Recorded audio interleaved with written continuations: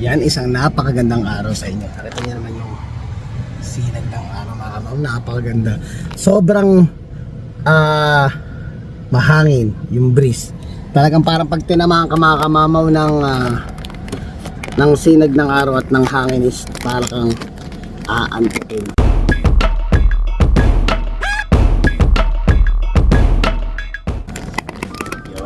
Bago pa lang ang lahat, isang magandang araw, panibagong buhay, panibagong araw, panibagong buhay. Kaano na naman tayo, mga kamama. Sensyat nyo si kamama, oh. Halos hindi na makapagpagupit, parang may halong na-stress din ng konti. Pero lahat naman ng pinaghirapan at pinagpaguran is nakamit naman natin, which is hindi ko muna sasabihin sa inyo. Pag talaga sigurado na at 100% sure na, isi-share ko sa mga manonood. So ngayon is parang ang pag-uusapan lang natin is about sa aking bakasyon.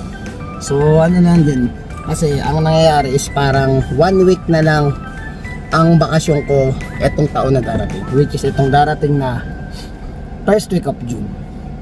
Siyempre madalang lang natin maramdaman yung mga ganyang klaseng panahon, di ba? Kasi halos kalahati ng taon dito sa Canada is nakukulong ka sa lamig, sa winter. So nag-iisipan ko, gusto ko yung darating na bakasyon, yung huling bakasyon ko is gusto kong masulit, gusto kong ma-enjoy ng kasama yung pamilya. So ngayon nag-iisip-isip ako, sa loob ng 9 days na yun, gusto kong magawa yung, hindi man magawa lahat, at least kalahati ng plano ko, yung gusto kong gawin is magawa ko. Kasi hindi mo rin magagawa naman talaga in 1 week yung gusto mong gawin lahat. Imposible. Pero at least half of my plan is sana yung matuloy. Pero syempre ang isa doon sa listahan na yun is yung makapag long drive kami ni Mrs. So itong sasakyan na to, papacheck ko na kay Kuya Alex this week bago ako mag day off.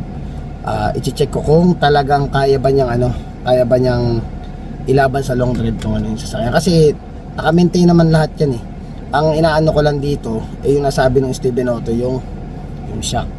So double check muna natin kay Kuya kung kaya talaga. Pag hindi, no choice tayo. Talagang arkin na tayo ng sasakyan para at least safe tayo dun sa ano. So ayun, mga kamamo, nagpaplano rin ako sa unang linggo is first time naman ni Jacob, di ba? Gusto ko ipasyal si Jacob sa sa zoo. Kasi before nagpunta kami ni Mrs. sa Canibles, wala pa si Jacob nun. So ngayon, gusto nating enjoy. Tsaka yung panahon ngayong June is para sa akin, ito yung pinakamagandang panahon kesa doon sa mismong summertime na July, August talaga dito. Dahil doon sobrang init talaga. Ngayon, ito nga, sabi ko nga sa inyo, mga kamam, every time na lalabas ako ng bahay, pag nahagip ako ng hangin, parang nakakatamad pumasok. Alam mo yung parang gusto mong matulog na lang maghapon. Ganun yung pakiramdam, ganun yung binibigay niyang energy pag naano ka ng hangin. So parang gusto mo yung nakahilata ka lang sa backyard, nagbabarbecue ka, nagpapahangin ka. Maganda nga kung may screen ka doon na, alam mo yung pag talaga nakasetup na yung backyard mo, may nakasetup ka dyan na may screen, pwede kang manonood lang maghapon. Alam mo yung parang parang ayaw mo nang tumayo sa kinakaupuan mo. Ganun yung pakiramdam ngayong buwan na to. Kaya gusto ko talagang samantalahin yung pagkakataon habang ganito pa yung panahon. Kasi pag sobrang init, although mainit siya, wala kang problema sa snow or something na ganyan, pero iba yung pakiramdam ng nagsasabay yung init at saka yung hangin na napakasarap. Yun ang masarap ang pasyalan. Pinag-isipan ko nga kung blackstrap o yung zoo. So baka sakaling itong darating na weekend is zoo na. Dahil sobrang nagpapasalamat ako sa lahat ng blessing na natin.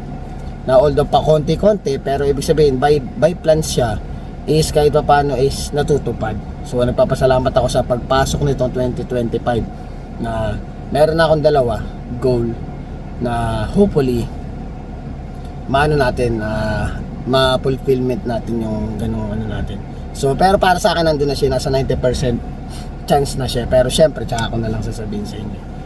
At hindi pa tayo sigurado. Pero masayang masaya si kamamo sa mga dumarating na blessing, kaya nagpapasalamat tayo din sa taas. So ngayon susunduin ko lang si Mrs. dahil siya ang uuwi, ako naman ang papasok. So ngayon wala si Baby Jacob dito sa sakyan dahil nandiyan naman yung ate Bless niya sa bahay.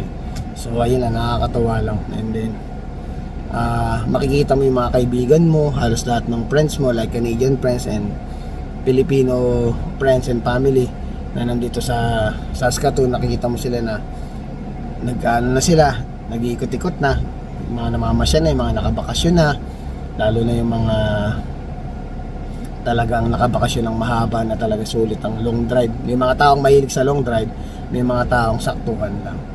So ay pala belated happy birthday pala kay Kenneth Lipit. Si Kenneth Lipit ay ating kumpare, kapatid, kapamilya na taga Calgary. So ayun, kasama din niya si Denmark doon. And belated happy birthday, tsaka congratulations dun sa binata niyo, graduate na. So congratulations.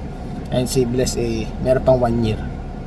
So ngayon ito, masaya lang ako mga kamamo. At saka pasensya na bakit pala ako hindi nakakapag-vlog ng mga nakaraan, dahil doon sa reason na ikukwento ko next time.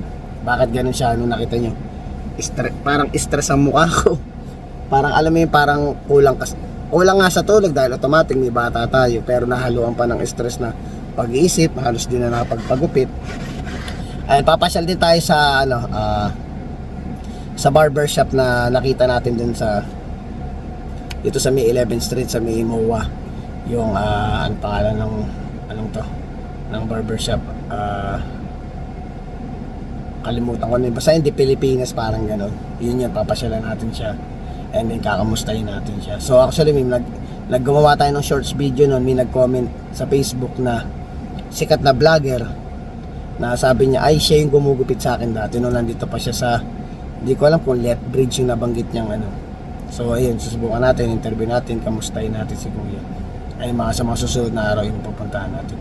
At the same time, may mga nakalista na ako before last week, hindi ko lang tinuloy dahil may mga bagay tayo na dapat i-priority kaysa dun sa pagbablog natin. May mga interview tayong Pilipino na nagkaroon ng bagong bahay, mga ganun ba na may mga nakaset kay kamama ko, yung gusto ko i-share sa inyo lahat yun. Kaya nga sabi nga nila, buhay Canada tayo dito mga kamama. O sige, magdadrive muna ako at susunduin natin si Mrs. At si Mrs. kasi talaga nagyaya talaga siya kasi syempre kahit sabihin natin 5 years na si Mrs. dito o 6 years na sila dito sa Canada, madala lang kami makalong drive. Kaya minsan nagre-request talaga siya na makalabas kami. Alam mo, may experience lalo pag yung madalas pa naman kayo manood ng mga vlogger dito sa Canada. Even si Kuya Jobert ka, napanood ko, shoutout kay Kuya Jobert. Sana pa napanood mo na Kuya Jobert yung vlog ko, paki-shoutout naman si Kamamo. Kaya pinanood namin siya, nag-share siya sa Alberta. So ang balak namin, parang 1 night lang kami, 2 days and 1 night lang kami ni Mrs. na maglo-long drive. Pero yung medyo malalapit dun sa lugar na pupuntahan namin, aagahan na lang namin yung alis. So nakabakasyon naman kami, nabakasyon naman ako. So tulog na lang kami ng maaga, and then pag namin, alis kami ng maaga para at least mga bago magtanghali, nandun na kami sa first destination namin. So syempre share natin sa vlog yan, ipapakita ko sa inyo yung mga magagandang lugar dito sa Canada. Tsaka syempre nagpapasalamat pala ako doon sa mga bago nating subscriber. Ayan. So papasalamat ako sa inyo sa support na binibigay nyo sa vlog natin.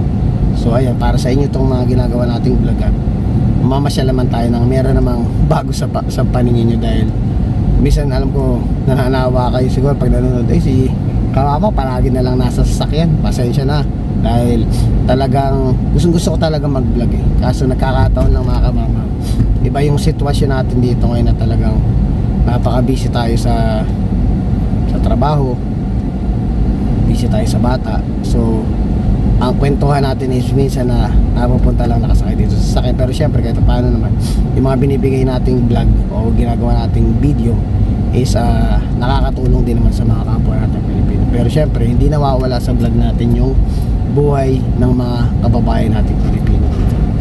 So ay nakita niyo naman yung panahon ngayon, sobrang napakaganda.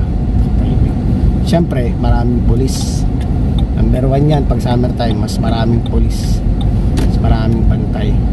Dahil syempre minsan marami din nagkalat na makukulit na tao dito na kung hindi nila talaga babantayan is alam mo na, may mga rin talaga, may mga minsan magugulat ka, may mga nakabukas na may mga dumadaan sa mga backyard na na may mga kung ano na yung kukunin dun sa backyard nyo, kaya ingat-ingat din. Pero hindi naman lahat ng lugar dito sa Saskatoon is may ganun. Meron lugar din naman dito na tahimik. Pero itong lugar namin medyo talaga siya. Nasa may west side kami. Medyo magulo talaga siya. Medyo magulo at kailangan ng dobling ingat. Kaya nagpapasalamat din tayo at may dalawa tayong alagang aso na nakabantay palagi. So nag-i-enjoy naman yung dalawang ngayon kasi nga sabi ko sa inyo maganda yung panahon ngayon. Pag pinalabas namin yung aso ngayon, minsan 2 oras sila doon sa labas.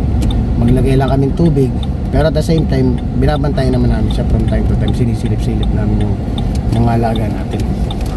Tsaka nagkukusa silang pumasok ng bahay pag ano. Ito pala yung St. Paul Hospital. Nagkukusa silang pumasok ng bahay pag talagang din nila kaya. Pero sa ngayon, sa nakikita ko, nag-i-enjoy sila sa sa weather. Kaya nandun sila nakatambay, minsan nakaupo sila dun sa may artificial grass natin. Ini-enjoy nila yung araw. Yan. Dahil sa St. Paul Hospital ito sa Saskatoon. Yan pala, para tayong rides pala dito mga kamama, umikot talaga sa best dahil syempre emergency emergency place tong dinadaanan natin. So automatic din natin kailangan tumambay na matagal dun sa sa may harapan, sa may entrance dahil may mga sasakyan na nasa likod mo. Kaya mangyayari hanggang sa lumabas ang misis ko, ikot lang ako ng ikot. So ito pangalawang ikot ko na pili ko, makaka-4 na ikot ako. Kaya ito medyo binabagalan natin yung takbo. Tapos makita nyo naman may mga ambulansya dyan sa gilid. May mga ambulansya dyan na talagang anytime na aalis siya pag may emergency. So kailangan hindi ka pwedeng nakaharang dyan. Ayan. Siya kanina yung nasa likuran ko, yan yung truck na yun, siya yung nasa likod ko. Pero umikot na ako dahil baka mamaya businahan tayo. So far ngayon sa likod walang sasakyan, kaya medyo hintay lang muna tayo dito. Siguro gulat siya kaya maalis siya dahil naiya din siguro siya sa akin dahil ako yung nasa harapan niya kanina. Ayun, umalis na siya. May mga nakaano pa dito, nakatambay na mga pasyente. Kulit lang minsan ng mga pasyente dito eh. Kaya na masyadong i-video. Baka siyempre privado nila yun. Nakita ko lang sa inyo. Yun yung mga sa Pilipinas kasi makikita mo. Ayun pala makwento ko nan para may magandang din tayo. Diba sa Pilipinas makikita mo pag mga pasyente talagang di mo makikitang lalabas na ganyan, diba? Dahil pasyente nga sila, may mga sakit sila. Baliktad dito mga kamamo, iba yung mga pasyente dito. Hindi naman lahat. May mga ganyan ka lang makikita na hindi mo ini-expect dahil hindi mo na-experience sa bansa niyo. Pero syempre, buhay nila hindi natin pinapakalaman. Kasi share ko lang ba. Kasi sila, ayun makita mo naglalabasan sila, nagyayose sila, or nagpapahangin sila sa labas. Tapos susunduin na lang sila ng nurse nila pag kailangan na sila sa loob. Mga ano lang naman yun yung mga iba. Pero siyempre sana kasanayan natin sa Pilipinas. Hindi ka naman sa Pilipinas, hindi ka makakakita ng pangatlong ikot ko na. Hindi ka makakakita ng mga ganyan, usually hindi papayagan ng doktor yun. Ito hindi, may mga ganyan na ma-experience ka. May ang misis kong maganda. Si ano yan eh. Mahal nito, sino ba kabukal ito? Si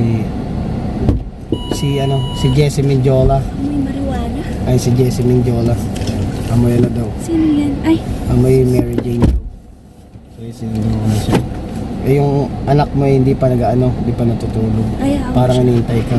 Eh, yun nga, inanaan namin si Jacob bago ako umalis. Di ko na muna pinatulog kasi nga parang feeling ko hinihintay niya mami niya. Tsaka sakto rin para pag uwi ng mami niya, tulog sila lahat ng tanghali. Dahil masarap nga yung hangin. Nakakantok. Oo, Ibig nakakantok yung hangin. sabihin, tumatawid ako naka-video. Oo, kita ka. Sabi ko nga si Jessie Mendiola eh. Kesa na may tabako. Maganda ka. Amoy marijuana. Oo, ay may mga ano dyan sa gilid. Nag-ano, pero legal. Di ba yung mga ano dyan, sinusundo na lang sila ng nurse, di ba? Ay, naku. Pasaway. Oo, mga pasaway nga. Nakita mo Kaya kasi si Mrs. na magkwento kasi siya nagtatrabaho sa ospital. sila yung sa Pilipinas kapag nakita ka ng doktor sa labas na tapos pasyente ka, Di ba eksakto sa ay explain ko? kulang na lang pingutin ka. Oo. Alam mo yung Dito hindi. na grabe. Baliktad. Mga ano dito, special ang mga pasyente Tapos dito. ano, sila pa pinipage ng nurse, Oh, hahanapin exactly, di ba? sila. Makikita ng nurse, sa labas sila, naninigarilyo, iba naka-wheelchair. Oo, matitindi nga. Grabe. Yung iba nga may mga swero pa, di ba? Oo, Pag lumabas nakaswero pa. Matitindi mga pasyente dito mga kamamo. Baby ng Oo nga, mga ano, grabe. Mga ano kasi, mga pinagpala. Pero syempre, buhay nila, hindi natin sila pwedeng ano yun. Pero kasi syempre, di ba, parang Oo, napaka-unusual lang. Uy, di ba, Napapagkwentuhan naka-admit lang. ka, na ginagamot ka, tapos Oo. naka-dextrose ka sa naninigarilyo. Grabe. Yung pala nasabi ko dito sa vlog, ano, di ba, isang linggo na lang yung bakasyon ko, di ba? Susulitin na lang namin. Di ba nabanggit ko na karang blackstrap? Gusto mo sa ano na lang tayo? Sa Friday or Saturday? Sa zoo? Okay lang. Oo, sa zoo na lang kasi si Jacob di niya na-experience eh. May makikita. Oo, para makita niya yung iba't ibang klaseng animals. Andun pa, kasi nung Oo. nakaraan nagpunta tayo, wala din. Wala, nakaraan nung nagpunta kami kasama namin si Bless tsaka siya. Parang mga naka-out of town. Wala pa si Jacob. Oh, hindi ibig sabihin yung mga hayop, mga animals. Oo, hiniram. Oo, para mga daw yata hiniram. Sa Calgary. Oo. Ganun. Parang ganun time. May out of town din. Naka-out of town yung mga aso, yung mga aso, yung mga hayop, nakabakasyon. So ngayon sana matapatan natin. May nakita kami doon, ang laki ng agila eh, no? Oo. Grabe, ang laki pala talaga ng agila. Nakakita na ako sa Pilipinas, pero iba yung agila na nakita ko dito na alam mo yung talagang malaki. As in talagang parang times ano, parang halos kasing taas siya ng pabo. Nakaka-amaze lang na. Oo, ganun pala. hindi naman siya kasing taas ng pabo kasi yung pabo mahaba liig. Parang Mas malaki. mataas ang pabo. Sa mataas? Yung tayo ng pabo pag tumayo siya hanggang doon sa katawan, ganun siyang kalaki. Tapos malapad siya. Ganun siya kakapal. Talagang parang maano kang hawakan. Tapos ang problema doon, parang di ko alam kung parang kumbaga ba sa kalapati siguro pinutulan ng konting pakpak para di lumipad, di ba? Makikita mo tumatalon-talon lang, naghahap-hap lang siya. Pero laki talaga siya. Tapos ano pa binakita natin doon? Mga wolf na. Bobcat. Okay, bobcat. Nakakita rin kami ng Pero ang gusto ko kasi makita yung kakaiba. yung bear. Nakakita kami yung bear. Naglalandian. Naglalandian pa tapos naliligo sa ano. Ganda ng pwesto nila, parang malaking bato tapos paligid tubig. Tapos nandun sila, parang nagliligawan sila. So ayun, maano natin, pasyalan natin. Tapos yung mga ibang hayop na meron dito sa Canada, makikita nyo dun sa zoo. Na kumbaga hindi normal Kailan na nakikita sa Manila, so sa Pilipinas. Dito makikita nyo, kaya Kailan ba? baka Sabado pa yan. Para Itong makita. Sabado? Oo, para makita ng mga viewers natin sa Pilipinas.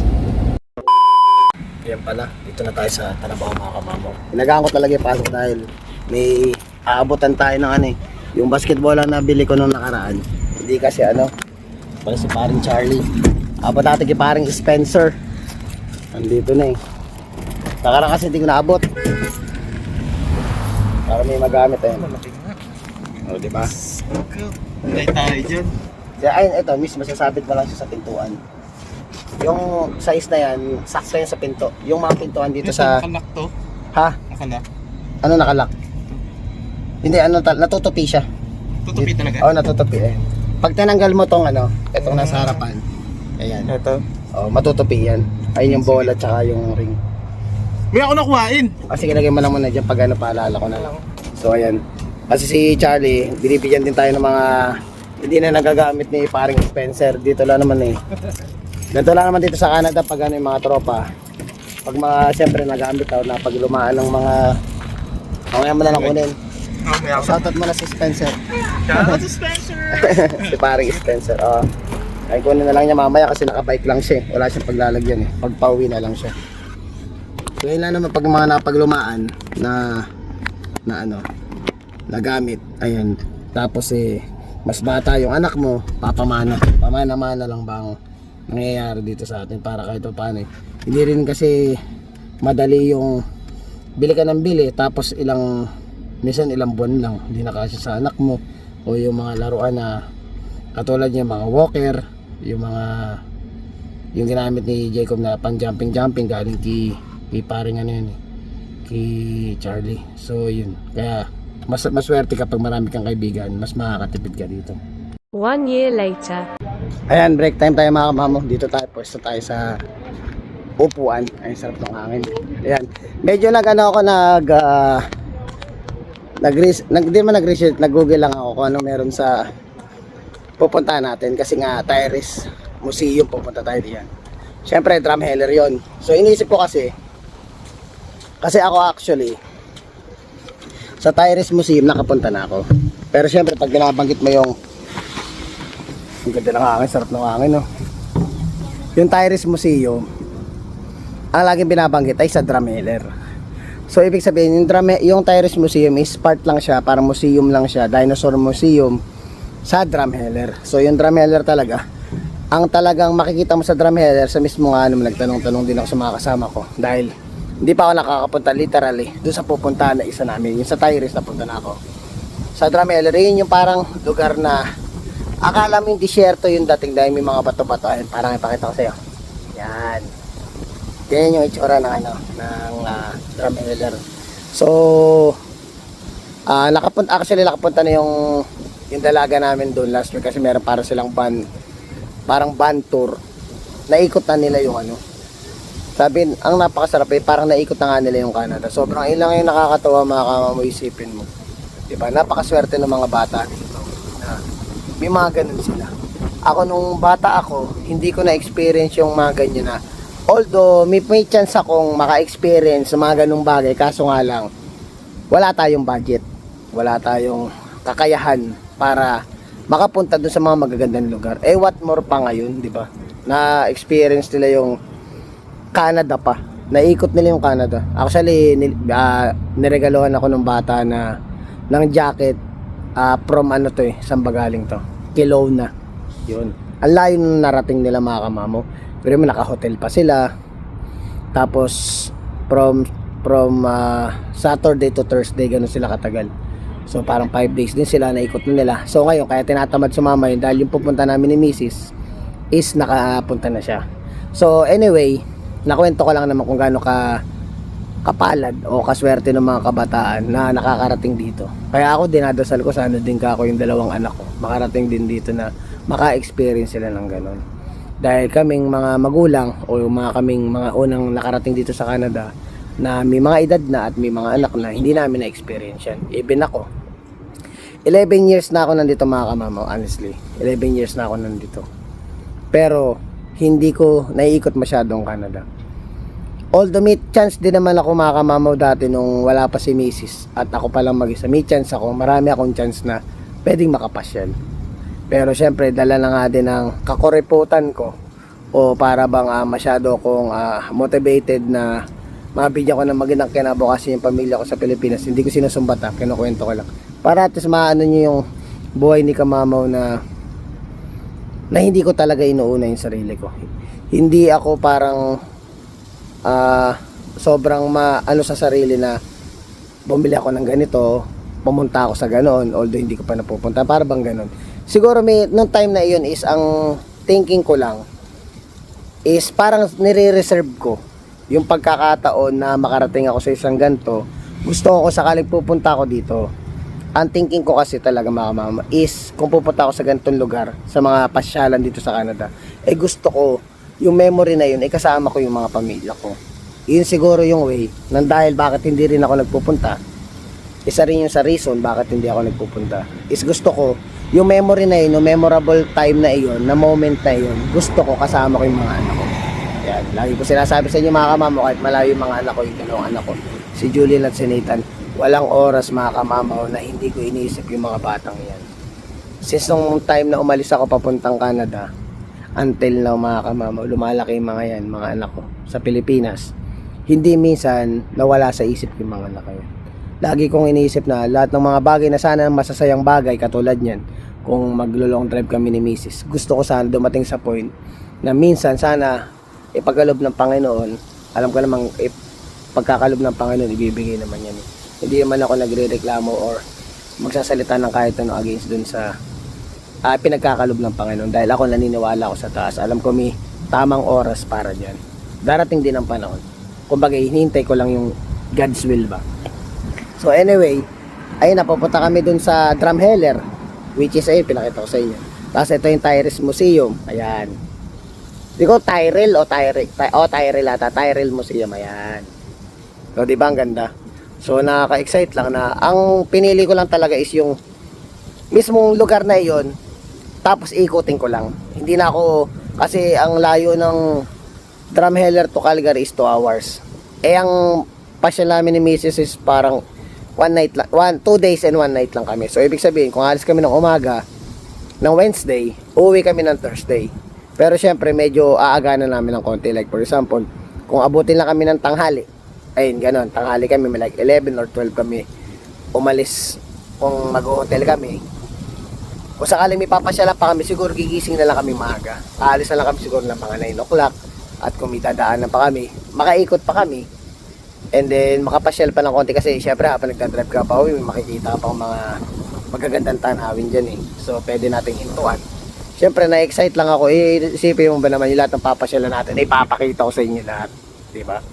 Yung bang, kumbaga, kahit ako, even ako, pag nanonood ako ng vlog, nakakakita tayo ng mga namamasyal. Eh, yung bang nakikita mo pa lang sa video nila eh. Nakakainganyo na eh. What more pa kaya kung ikaw mismo ipapa-experience sa akin na makita ko yung mga bagay na hindi ko pa nakikita dati, tapos ipapakita ko sa inyo. Kung kayo masaya, dobling sa inyo nararamdaman ko dahil naramdaman ko yung pakaramdam nyo na nanonood kayo habang binablog ko yung lugar na magaganda dito sa Canada. What more pa, ikaw na mismo yung nagbablog, ikaw mismo yung nakakita ng lugar, tapos pinapakita mo sa mga tao, di ba? Masarap sa pakaramdam yun. So, yun lang. At ako medyo na-excite din kasi next week na siya. So, ano-ano lang natin, hopefully, pwede yung sasakyan natin sa gagamitin nating pag-long drive. Sana umubra yung sarap ng hangin, nakakan. Tsaka ang ganda nung kuha nung reception ng video natin eh, no? Parang akala mo yung dating eh parang blurred tapos yung nasa paligid eh blurred tapos nakapokus sa yung camera, di ba? Kaya maganda tong Samsung na to. Ang ginagamit ko dito is parang nakaano siya. Magtawag dito. Kalimutan ko yung tawag diyan eh. Yung parang naka-pro. Parang naka-pro yung ano ko, yung blurred yung likod. Tapos naka-focus yung nung camera sa akin. So ayun mga kamango, di ba ang ganda. At ayun, ma-enjoy ako syempre at mai-share ko sa mga manonood. Sana magustuhan niyo yung pasyal namin. Syempre, lalong-lalo na yung anak ko. Ma-experience siya. Medyo lumalakad-lakad na nga si Jacob eh. Nandun kami kahapon nung day off ako. Nandun siya sa parang playpen niya. Nandun ako sa gitna. Ikot lang siya ng ikot doon, parang trompo. Minsan nakaka 10 times sa ikot lang siya ng ikot. Tapos pag ano na siya, papahinga siyang konti. Ahawak lang siya sa balikat ko. Lambing ng bata ngayon eh. Pag gumawak sa balikat ko, tatapik sa likod ko. Tapos pag gusto niya makapaglaro sa akin, pupunta sa gilid yung, kala mo wrestling, nakaganon sa may gilid, nakasandal yung dalawang brasong ganyan. Papahinga siya. Tapos gagabay ng konti, hahawak ko ganun sa akin. Pero hindi ko hinahawakan kasi tinuturo ako maglakad eh. Pagka ganon, makakakbang siyang 2 hakbang. Tatayo muna siya ng mga 2 seconds. Na nakatayo siyang, bobuelo siya ng para makakakbang siya. Pagkakakbang niya, tatakbo siya pupunta sa akin. Pagkatakbo niya sa akin, yayakap sa akin, tatapik-tapik na ganon. Napakasarap na gano'n yung pakaramdam na syempre na-experience ko rin naman sa 2 anak ko yun. Pero syempre ako ngayon parang kumbaga bilang isang magulang namimiss ko rin yung mga anak ko, di ba? So syempre parang ang sa akin every time na nakikita ko si Jacob na lumalaki, naalala ko yung dalawa nung time na ako pa yung kasi actually makadadi yung 2 yun. Yung 2 anak ko ngayon, makadadi siya nung time na yun kasi ngayon medyo lalayo na yung loob eh. Hindi natin mawawala sa natin yun, pero syempre kinakamusta din naman natin sila palagi. Tsaka tatandaan nyo itong mga anak kung napapanood nyo itong vlog na to. Walang oras na hindi kayo naisip ng dati nyo.